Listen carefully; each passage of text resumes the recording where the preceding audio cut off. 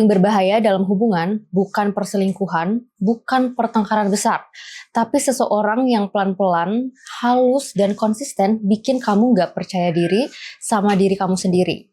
Bukan dengan kekerasan, tapi dengan kalimat-kalimat kecil. Kamu terlalu sensitif. Itu tuh gak pernah terjadi. Atau kamu lagi PMS ya? Nah, ini namanya gaslighting.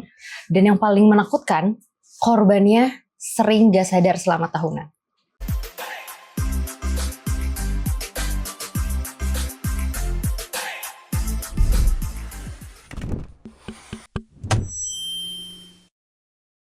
Halo teman-teman semua, selamat datang lagi di Grafocast, podcast yang ngobrolin psikologi, kepribadian, relasi, karir, dan grafologi dengan santai tapi banyak insight-nya bareng aku Dania dan Afif. Nah, topik kali ini menarik banget nih. Sekaligus mungkin cukup berat ya Kang Afif ya. Ini kita bakal bahas kenapa sih kadang kita bisa ngerasa udah komunikasi sama pasangan, tapi ujung-ujungnya malah ngerasa sendirian. Atau nggak bingung dan nggak percaya sama perasaan kita sendiri. Iya, bener banget nih. Dan ternyata ini lebih umum dari yang banyak orang kira. Yang sering terjadi, orang itu nggak sadar bahwa mereka itu sedang ngalamin kejadian ini. Karena semuanya tuh jalan tuh pelan-pelan gitu. Sampai dia sendiri nggak nyadar bahwa dia adalah tanda kutip korbannya. Nah iya nih, makanya kita bahas nih ya hari ini gitu ya. Dari kenapa kita nggak sadar dulu, terus tanda-tandanya apa, dan sampai apa yang bisa kamu lakuin kalau kamu ngerasa lagi di posisi seperti ini.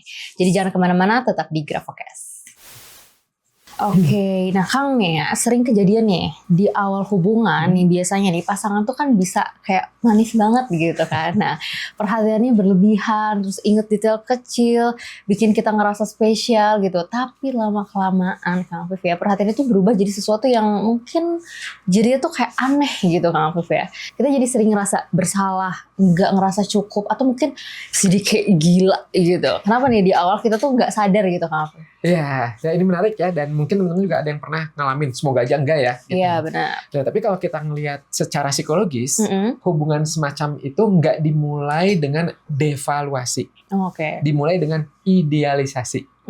Jadi di fase pertama itu yang sering disebutnya love bombing, dimana pasangan kita itu sering banget ngebuat kamu itu jadinya ngerasa nyaman, aman, dan ngerasa dicintai banget secara intens. Itu love bombing tuh. Baru nanti setelah kamunya ngerasa udah emotional invested, udah menginvestasikan secara emosi, baru polanya mulai berubah. Oh, jadi kayak dipasang perangkap dulu gitu Kang Afif ya? Iya, bisa dibilang seperti itu. Dan yang lebih bikin confusing, ya bikin bingung itu adalah pola ini tuh nggak lurus, ada siklusnya. Oh, oke. Idealisasi, lalu devaluasi, lalu discard, dan kadang hovering. Hah? Hovering? Kayak mesin penyedot debu gitu Kang Afif? Nah, iya benar. Metaforanya mirip seperti itu. Jadi hovering kayak disedot gitu ya. Pas si pasangan itu tiba-tiba manis lagi gitu, minta maaf atau ngasih perhatian gitu setelah periode atau setelah fase devaluasi yang nyakitin. Tujuannya apa? Tujuannya narik kamu balik ke dalam siklus itu lagi. Oh, gitu. Oke. Jadi kalau diibaratin gampangnya mah kayak makan yang pedes manis gitu. Awalnya manis banget, lama-lama pedesnya nambah. Tapi masih ada sentuhan manisnya dikit gitu. Jadi ya udah kita tetap lanjut makan meskipun perut kita sebenarnya udah nggak nyaman. Oh, maaf ini cukup relate banget sih analoginya ya. Jadi makanya kalau kita tuh tetap ngerasa sayang, meski kayak mungkin udah sering gitu disakitin gitu ya Afif ya? Iya betul gitu ya, meski udah disakitin kok bisa sayang gitu. Karena ya itu otak kita tuh ngebandinginnya sama fase awal waktu dia love bombing itu. Kita suka mikir ya kan dulu perhatian banget, jadi mungkin emang akunya yang berubah. Gitu. Nah ya kan gitu. Nah itu disebutnya adalah cognitive bias yang dimanfaatkan. Waduh, nah ini jadi kita malah nyalahin diri sendiri gitu ya Kang Afif ya. Nah Kang, tapi terus gimana caranya nih untuk gaslighting itu dimulai? Biasanya dari hal yang kecil dulu atau kayak gimana nih? Iya betul, jadi biar kita sadar gitu ya. Betul ya. Biasanya tuh dari hal yang paling nggak kelihatan, makanya kadang-kadang suka nggak sadar, tiba-tiba udah pas kronisnya baru tuh gitu. Contoh misalnya ketika pasangan bilang sesuatu yang nyakitin, terus pas kamu bilang kalau ikut yang itu tuh nyakitin, udah gitu dia bilangnya aku nggak pernah bilang kayak gitu, kamu salah ingat kali. Iya sih, itu tuh mungkin sering banget kejadian hal-hal yang kayak gitu ya Kak Afif ya. Jadi ngerasa bersalah kan gitu. Terus kayak dia bingung sendiri gitu ya, kayak kenapa betul. gitu kan. Gitu. Nah atau kalau nggak si pasangannya bilang gini, ih kamu mau terlalu sensitif, itu kan cuma bercanda doang. Nah gitu, itu tandanya mulai itu. Iya. Gitu. Jadi di sini ya kamu sebenarnya punya pengalaman real, nyata, tapi dia bikin kamu ngerasa bahwa pengalaman itu nggak valid loh. Iya. Itu cuma bercanda loh, atau itu mah enggak kok, enggak, nah gitu. Nah iya benar, itu tuh relate banget Kang Afif. Kadang kita ngerasa lucu juga gitu ya, padahal kan sebenarnya itu nggak lucu sama sekali gitu ya, karena kan dikira bercanda kayak gitu. Nah tapi dipaksa ketawa biar nggak dianggap baper kayak gitu. Bener. Sebenarnya nggak lucu ya dikatain apa gitu, tapi ya kita itu jadinya baper dianggapnya gitu. Nah dan itu pelan-pelan khawatirnya bisa ngebuat kamu jadinya nggak lagi percaya sama radar emosional kamu sendiri. Iya betul. Radar yang seharusnya ngasih tahu kamu ini nggak nyaman nih, tapi secara pelan-pelan itu dimatiin.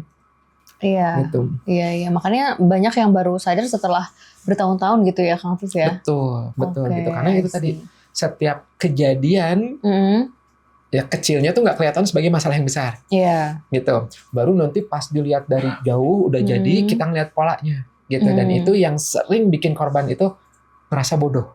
Kenapa aku nggak sadar dari dulu ya? Bodoh banget sih gue. Gitu. Iya benar-benar. Padahal kan nggak ada yang mau disakitin juga gitu ya Kang. Mungkin kayak ngerasanya di awal-awal karena mungkin jauh gitu ya, mungkin baru rasa bertahun-tahun karena mungkin di awal-awal tuh ngerasa mungkin aku yang salah.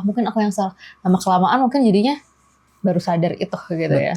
Betul. Nggak ada yang mau disakitin itu sebenarnya nggak ada gitu. Itulah kenapa yang namanya validasi itu penting. Setuju. Ya, korban itu nggak bodoh. Betul. Mereka itu dimanipulasi oleh seseorang yang mereka percayai. Iya. Oke, jadi sebenarnya awalnya tuh sengaja dibikin nyaman dulu gitu Kang Afif ya. Terus tanda-tanda fase devaluasi itu kayak gimana Kang? Karena sering dianggap wajar nih Kang Afif sama orang-orang gitu. Iya, karena tadi ya nggak kerasa gitu kan tiba-tiba gitu. Betul. Dan ini yang tricky ya gitu, karena yang namanya gaslighting itu nggak selalu itu nggak pernah terjadi kok. Nah nggak kayak gitu. Bisa jadi sangat halus banget. Dan justru karena halus sering dianggap normal dalam hubungan. Nah iya. Nah tandanya nih ya biasanya nih yang pertama, kamu mulai nanya-nanya ingatan sendiri. Apa aku yang salah inget ya? Apa aku lebay ya? Nah itu disebutnya countering. Kalau di psikologi countering. Jadi si pasangan nge-questioning memori kamu meskipun kamu yakin banget sama kejadiannya.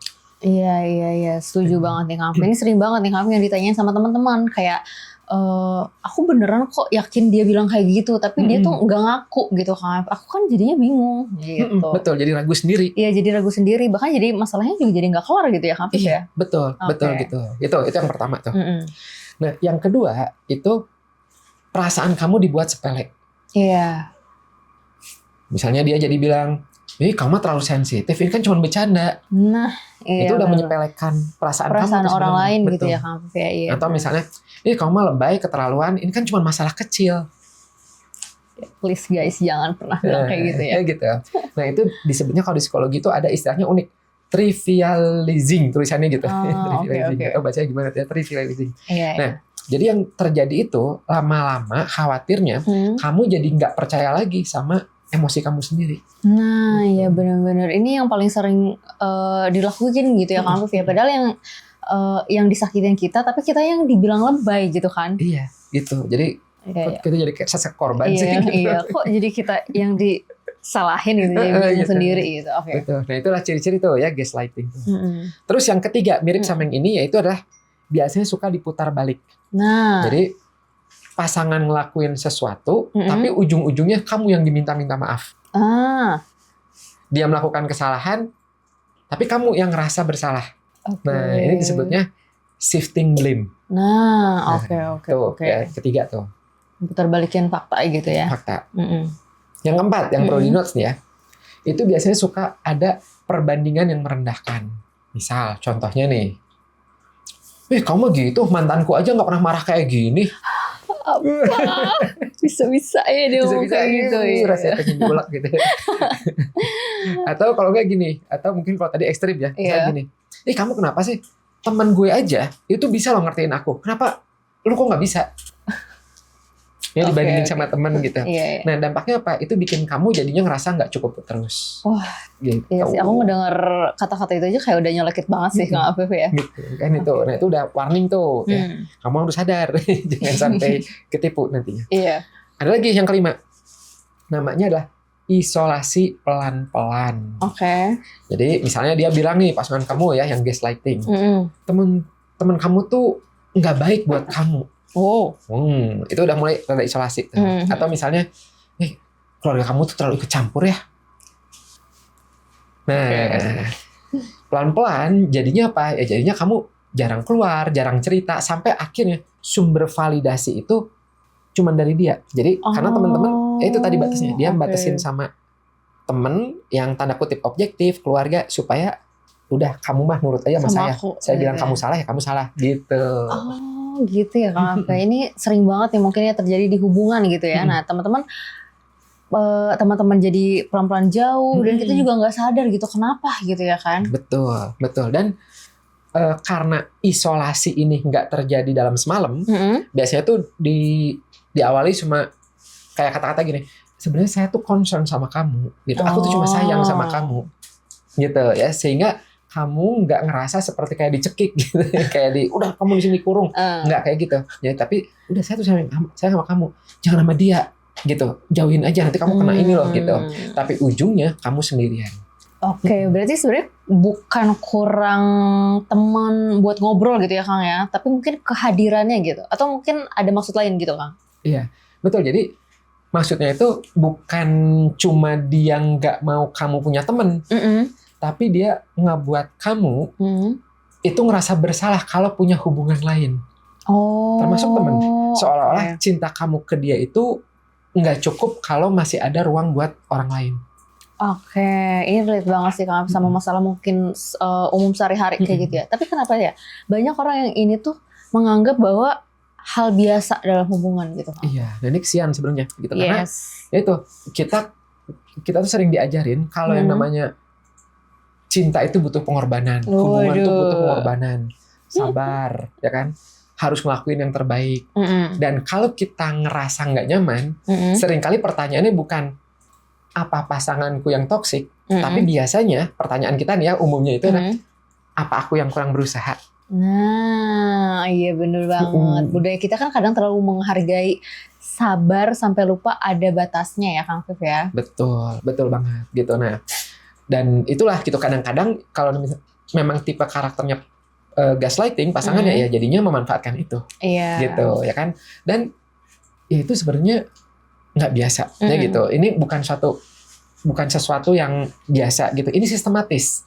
Bukan konflik normal. Tapi pola yang sengaja ya atau nggak sengaja juga bisa ya yang bikin kamu akhirnya nggak percaya sama realita kamu sendiri gitu, sama diri kamu sendiri. Jadi bedanya apa Kang? Sama pasangan yang emang cuma susah diajak ngobrol gitu mungkin? Iya, jadi bedanya gini, kan ada tuh ya pasangan yang susah banget sih diajak ngobrol gitu.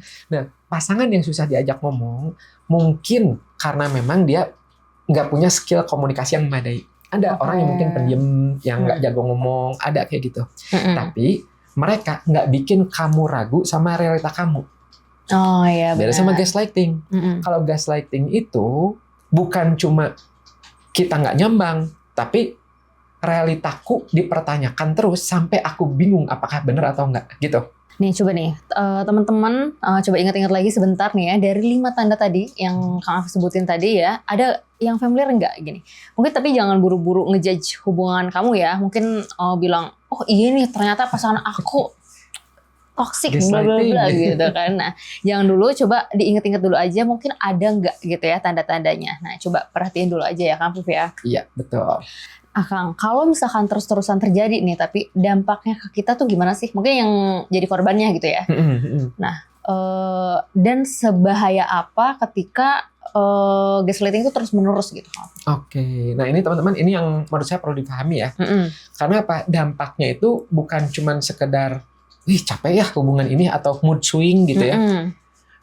Tapi ini kalau di psikologi itu disebutnya systematic erosion of self trust. Jadi lama-kelamaan kamu nggak percaya lagi buat ambil keputusan sekecil apapun. Kayak milih makanan aja jadi susah gitu ya Kang Afif ya? Nah, iya betul. Gitu. Jadi karena seringnya disalahin. Iya betul. Gitu. Atau misalnya kamu jadi takut salah paham, kamu takut bereaksi, takut ngomong. Karena setiap kali kamu ngomong, ujung-ujungnya kamu yang salah. Nah terus secara psikologis juga korban itu jadinya sering ngerasa nggak ada yang sayang lagi sama dia kecuali pasangan. Wah itu kesian tuh, ya. Bahwa dunia luar itu judgmental. Cuma si pasangan yang mau nerima kamu apa adanya. Padahal itu tadi isolation taktik itu. Jadi sebenarnya bukan cuma mood swing aja nih ya Kang. Jadi ini tuh bisa beneran trauma gitu ya? Betul, ya bisa jadi trauma relasional gitu. Dan dalam jangka panjang bisa berkembang jadi anxiety. Bisa berkembang jadi depresi. Dan kalau hubungannya bertahun-tahun, ya bisa jadi kompleks, bisa jadi PTSD atau strip PTSD. Itu tuh apa Kang Afif? Trauma yang akibatnya tuh itu kan post traumatic syndrome.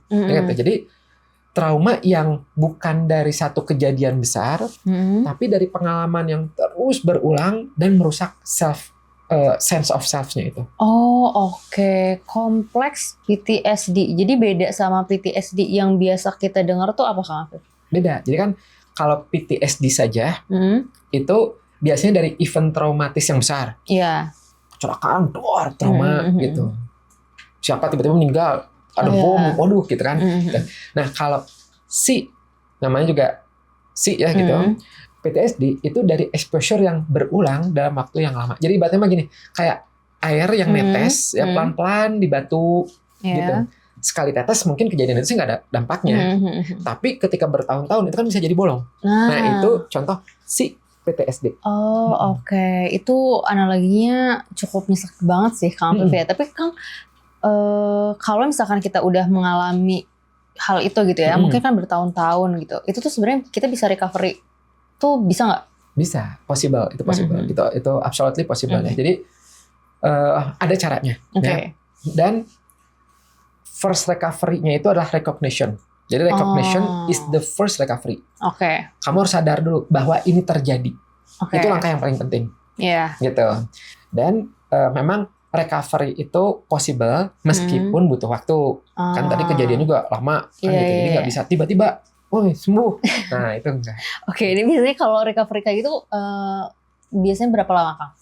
Beda-beda. Ya tergantung dari berapa lama exposure-nya, seberapa dalam efeknya, dan juga seberapa cepat korban ini dapat support yang tepat. Ya lingkungan, support gitu. Jadi ya bisa bulan, bisa tahun gitu. Nah, tapi yang pasti setiap langkah kecil menuju validasi diri itu langkah bagus yang signifikan. Ternyata tadi kan udah sampai bertahun-tahun juga bisa ya Kang Afif. Mungkin jadi sabar aja sama prosesnya ya Kang Afif ya. Betul. Sabar sama prosesnya. Tapi jangan sabar untuk mulainya ya. Mulai sedari dini. Karena semakin cepat kamu sadari, semakin cepat bisa melindungi diri kamu sendiri.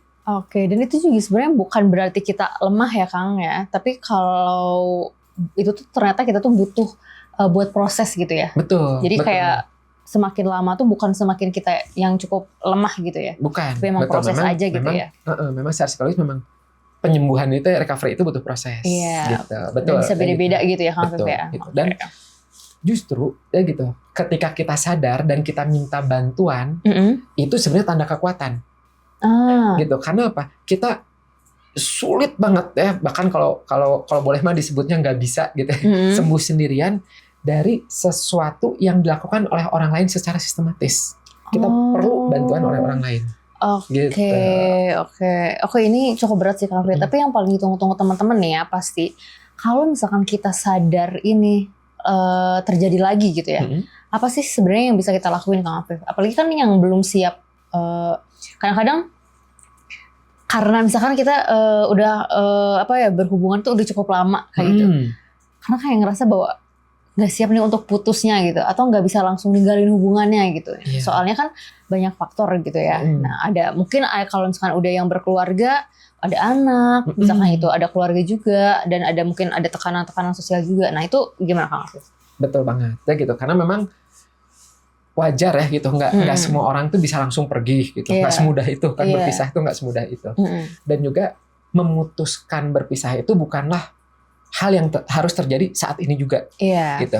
Cuman yang paling penting adalah kalau yang terjadi, ya sekali lagi semoga nggak terjadi ya, gitu. Tapi kalaupun terjadi, yang paling penting adalah mulai ngelindungin diri dulu secara psikologis, itu aja dulu.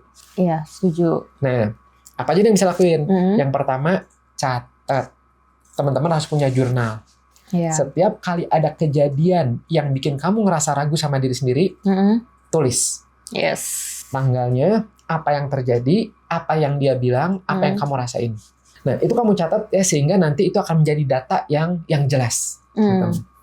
Oke, jadi kayak bukti buat diri kita sendiri gitu ya Kang ya? Betul. Kayak gitu. Jadi kayak jurnal gitu. Dan teman-teman kalau misalnya butuh ini, itu ada ya panduan journaling itu di buku Grafotherapy Plus. Itu ada salah satunya. Jadi itu ada 4 jenis terapi. Ada jurnal terapi, ada writing terapeutik, terapi nulis, ada pola terapi, sama grafoterapi. Nah, kita bahas yang jurnal terapinya, itu bisa membantu seperti ini, supaya kita tahu nih, seperti apa gitu ya perasaannya. Nah, kemudian, kalau misalnya mau, itu bisa ya, di grafologiindonesia.com/grafoterapi. Linknya nanti kita tulis ya di deskripsi. Itu nanti teman-teman tinggal cek aja ya di deskripsi. Oke.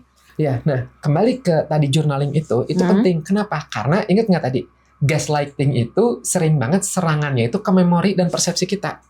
Kadang-kadang kita sendiri kan suka jadi goyah, bener nggak sih kemarin saya ngomong itu atau enggak sih gitu. Nah, dengan adanya jurnal, catatan eksternal itu, jadi kamu punya jangkar untuk kembali ke realita. Dan ini bukan untuk diajak debat sama pasangan kamu ya, gitu bukan. Ini mah ya udah, jurnal ini untuk kamu aja supaya kamu nggak ikut-ikutan ragu. Bener kok dia kemarin lakuin ini, bener kok saya ini gitu. Jadi sebenarnya bukan buat nunjukin ke pasangan ya, tapi seenggaknya buat validasi bahwa realitanya tuh seperti ini loh gitu ya. Betul, ya gitu. Jadi bukan untuk pasangan, karena takutnya kalau ditunjukin ke pasangan nanti diputar balik lagi. Nanti dia bisa nyalahin kamu lagi. Kamu kok nyatet aku? Segala sesuatu akan jadi salah gitu ya. Betul gitu. Nah, padahal kan enggak kan gitu. Ini tujuannya untuk supaya kamu bisa nge-restore realita kamu sendiri. Setuju. Itu yang pertama tuh, catat jurnal. Yang kedua, nah ini penting banget nih. Kamu mau tidak mau harus rebuild support system. Setuju. Kamu coba hubungi lagi teman kamu atau keluarga kamu ya, yang mungkin selama ini jarang kamu kontak.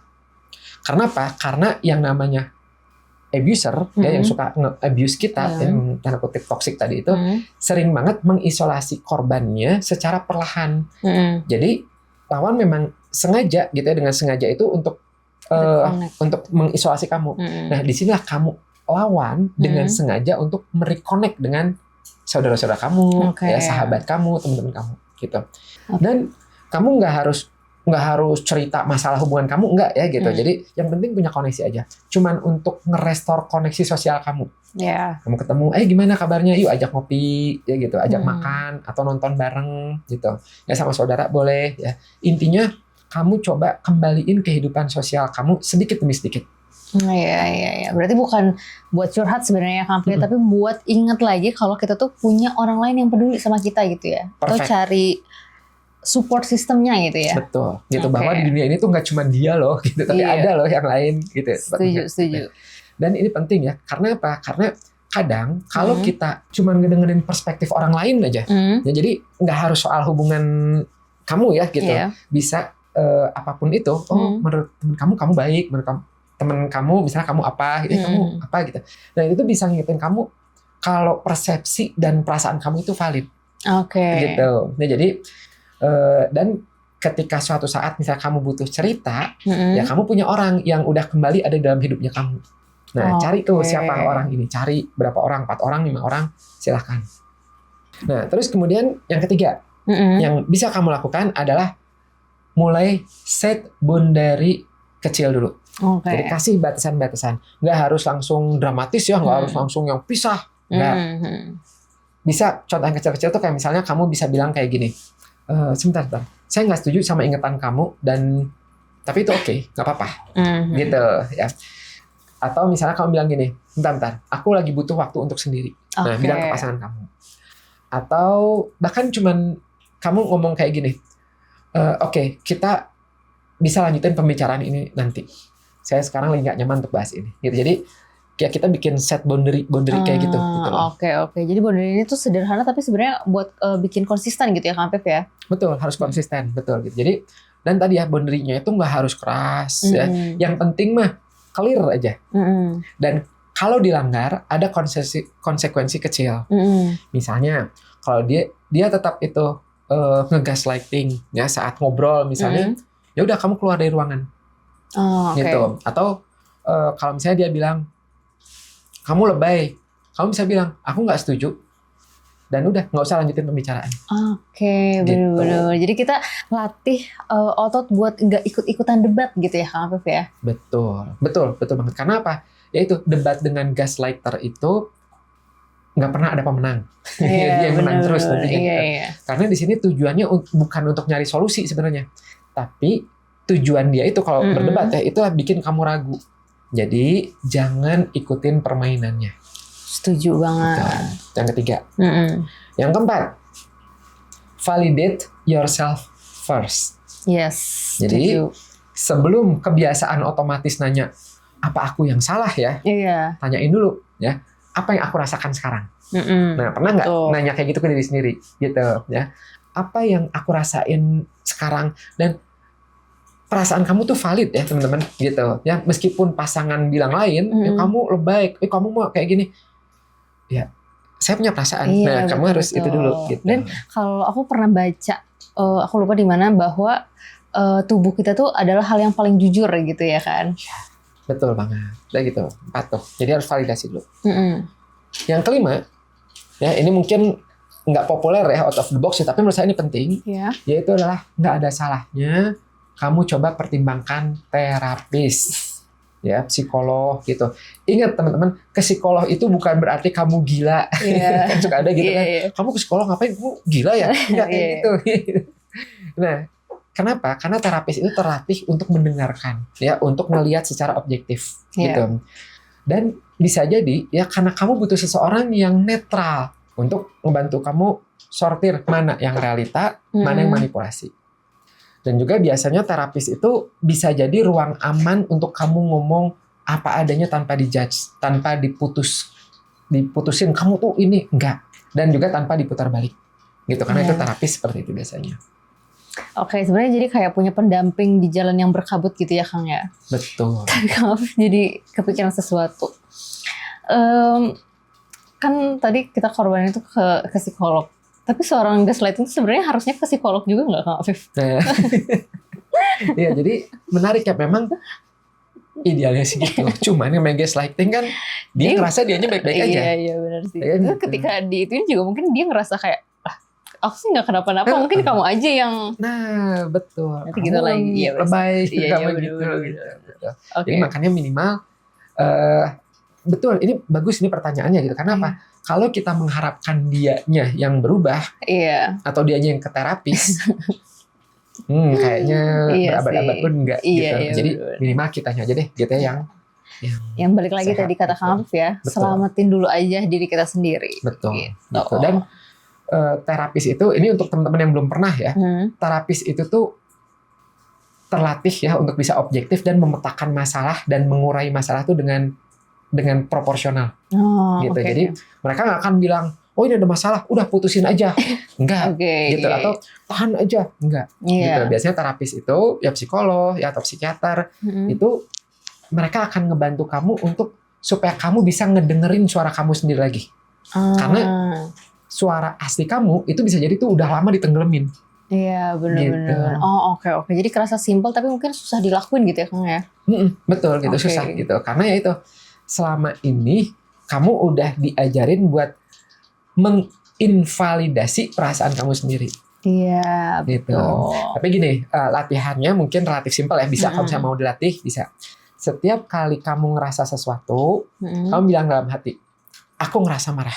Iya. Nggak apa-apa, kamu bilang aja gitu. Dan ini valid. Yes. Nah gitu ya. Jadi aku ngerasa marah dan ini nggak apa-apa. Kamu bilang itu dalam hati.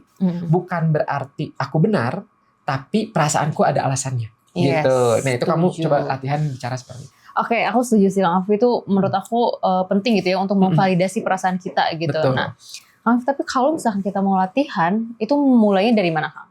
Mungkin buat yang beneran overwhelmed gitu. Oke, jadi starter step-nya ini langkah awalnya aja ya, gitu. Langkah awalnya itu gampang sekali, sederhana. Itulah teman-teman, tulis satu kejadian minggu ini yang bikin kamu ragu sama diri kamu sendiri. Cuman satu aja. Tapi lengkap. Kamu catat kapan itu terjadi, apa yang dia ucapin, dan versi ingatan kamu tentang kejadian itu. Itu aja. Karena kan tadi bisa jadi apa yang dia sampaikan sama realita yang kamu ingat kan bisa jadi beda. Gitu. Ya, nah itu kamu catat tuh. Ya nggak apa-apa. Dan di sini kamu nggak perlu ambil keputusan besar hari ini. Cuman tugasnya dimulai dari itu aja dulu. Restore, coba satu potong realita kamu. Udah, itu aja cukup. Itu starternya. Oke. Ini yang paling double sih Kang Afif. Jadi cuman catat satu kejadian aja gitu ya Kang Afif. Betul, cobain dari situ. Oke, kalau gitu. Nah, Kang Afif nih, kita sebelum kita tutup nih, aku punya fun fact juga nih yang menarik nih ya. Teman-teman juga ini bisa disimak gitu ya. Kenapa istilah gaslighting itu dipakai buat manipulasi ini? Nah, coba nih kalau mungkin teman-teman gaslighting. Gaslighting. Nah, ini tuh agak serem tapi mungkin ini bisa jadi contoh gitu ya. Nih, jadi dulu nih ada film tahun 1944 nih, judulnya Gaslight. Nah, isinya itu suami memanipulasi lampu gas di rumah mereka. Jadi bikin cahayanya itu redup dan terang, redup dan terang lagi. Nah terus pas istri nanya kenapa lampunya kayak gitu, soalnya bilang lampunya nggak berubah, kamu yang halusinasi. Nah lama-lama istri itu beneran mikir dirinya tuh, apa emang aku yang manipulasi gitu ya? Apa aku yang jangan gila nih gitu? Apa aku yang gila gitu? Nah, wow. Jadi dari film itu ya dari ceritanya. film itu, jadi pada akhirnya dinamain kayak setiap orang yang memanipulasi keadaan gitu ya, sebenarnya jadi gaslighting. Oke, dan ini menarik nih ya. Ini ada lanjutannya nih ya. Kalau boleh lanjutin, kalau dari dunia psikologi nih. Jadi itu kan awalnya tadi dari dunia teater ya, film gitu kan, gitu. Bukan dari psikologi. Nah, kemudian baru masuk ke literatur klinis itu sekitar tahun 60-an. Gitu. Nah, tapi sekarang fenomenanya udah dikenal dan diakui secara luas dalam psikologi hubungan. Jadi dulu orang tuh mikir nggak mungkin ya pasangan aku bikin aku gila gitu ya. Tapi ternyata pola ini tuh udah dikenal selama puluhan tahun ya Kang Afif ya. Iya betul, berarti udah lebih, sekarang 2020 udah lebih dari 80 tahun tuh yang tercatat ya gitu. Nah itu serem banget. Dan ironisnya meskipun udah lama dikenal, sampai saat ini banyak orang masih nggak sadar kalau mereka itu lagi di posisi istrinya di film itu. Iya bener. Merasa beneran gila, padahal realitanya yang dimanipulasi. Iya bener. Nah ini makin serem ya Kang Afif. Berarti nggak cuman fiksi gitu ya, itu tuh ternyata Betul, nggak cuma fiksi gitu. Dan bahkan yang lebih mengejutkan, korban gaslighting itu seringkali nggak sadar. Sampai ada orang yang bilang, tenang, kamu tuh normal loh, memang lampunya yang diiniin, kamunya baik-baik saja loh. Gitu. Makanya punya support system itu penting. Jadi mereka tuh jadi kayak cermin yang ngingetin kamu kalau bener memang cahaya lampunya yang berubah, bukan kamunya yang gila, yang halusinasi gitu. Itu penting tuh. Oke. Nah kalau misalkan aku rangkum sedikit nih ya sebelum kita tutup. Nah, jadi keraguan diri kamu ini mungkin bukan kelemahan ya. Bisa jadi itu tuh sinyal bahwa ada yang gak beres nih gitu. Bukan kamu yang salah ingat, bukan kamu yang terlalu sensitif, tapi mungkin kamu yang sedang berada dalam pola yang sistematis yang rusak gitu. Merusak kepercayaan kamu sama diri kamu sendiri gitu ya Kang Afif. Betul banget. Jadi bisa jadi lingkungannya itu yang manipulasi. Iya benar. Dan di sini ingat ya, kunci pertama bukan putus, bukan ya. Tapi kunci pertama adalah sadar. Setuju. Ingat, recognition is the first recovery. Yes. Dan kamu nggak perlu ngelabel pasangan kamu sebagai narsis, ya nggak usah. Ya, wah dia penjahat, nggak usah. Cukup lihat polanya aja. Yes. Apakah kamu sering ngerasa nggak percaya sama ingatan dan perasaan kamu sendiri? Kalau iya, recognition itu aja udah cukup untuk buat kamu ya, untuk mulai kamu bisa jaga diri kamu sendiri. Setuju banget. Dan buat kamu mungkin yang ngerasa relate relate banget ya sama episode ini, jangan biarin diri kamu dipertanyakan terus ya. Kamu juga punya hak percaya sama perasaan kamu sendiri. Dan kamu juga nggak harus jadi sempurna buat pantas diperlakukan dengan baik. Jadi kuncinya komunikasi dan paham karakter. Jangan sampai kita menghakimi pasangan kita ya cuman karena kita nggak ngerti bahasa mereka. Iya. Oke, bener banget yang Kang. Daripada main tebak-tebakan terus salah paham gitu ya Kang ya. Betul. Nah kalau misalnya teman-teman, kalau misalnya mau coba dites ya, kalau mau lebih akurat, itu bisa coba dicek kecocokan teman-teman sama pasangan gitu. Atau ada compatibility test ya gitu. Itu bisa pakai tes grafologi dari tulisan tangan. Dan itu menurut aku sih itu ngebantu banget ya untuk melihat dinamika hubungan kalian tuh sebenarnya kayak gimana. Kamunya seperti apa, pasangan seperti apa. Seperti apa gitu potensinya gitu. Kecocokannya gitu ya. Menarik banget ya. Tapi kalau misalkan kayak gitu cara ceknya gimana Kang? Iya, nah kalau mau dites itu boleh ya di grafologiindonesia.com /tes strip grafologi. Oke. Nah, di situ ada tes grafologinya, nanti pilih aja yang untuk cek kecocokan gitu, kecocokan pasangan gitu. Nah, atau kalau misalnya teman-teman saya mau pengen belajar nih ya gimana caranya ngebaca kepribadian dari tulisan tangan, itu bisa juga ya, ada materi gratisnya, ada berbayarnya juga ada. Kalau mau gratisnya gampang ya kunjungi aja grafologiindonesia.com /gratis. Tuh, kalau mau gratis kasih gratis. Kalau mau bayar hapus gratisnya, nanti bayar. Oke, nah ini bisa jadi jalan pintas juga ya buat teman-teman semua untuk lebih saling ngerti gitu ya pasangan teman-teman semua. Oke, nih buat kamu juga yang ngerasa episode ini relate banget, jangan lupa di like, share ke orang tersayang, dan subscribe Grafologi Indonesia. Dan kalau kamu juga punya cerita atau punya pengalaman soal topik ini, boleh tulis di kolom komentar ya. Kita juga pengen denger gitu ya suara teman-teman semua itu seperti apa. Iya, betul. Oh ya, dan ingat nih ya, percaya sama diri sendiri itu nggak egois gitu ya, Kang Afif ya. Itu survival kayak gitu. Nah, kamu berhak punya hubungan yang bikin kamu ngerasa lebih percaya diri, bukan lebih ragu lagi. Jadi teman-teman semua, sampai ketemu di episode berikutnya. Thank you, bye-bye.